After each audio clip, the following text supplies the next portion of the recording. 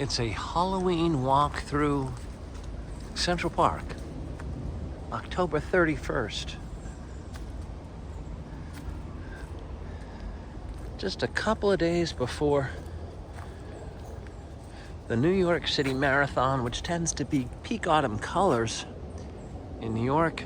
Today is the day of the annual Village Halloween Parade, and this tends to be when you see peak colors in Central Park.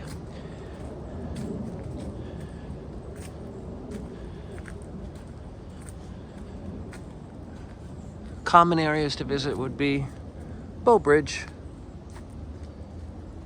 and the mall. But then there are areas of Central Park that have different types of trees. And this is just a little bit of a Halloween walk. Till next time, keep exploring and happy autumn from New York Loves Fall.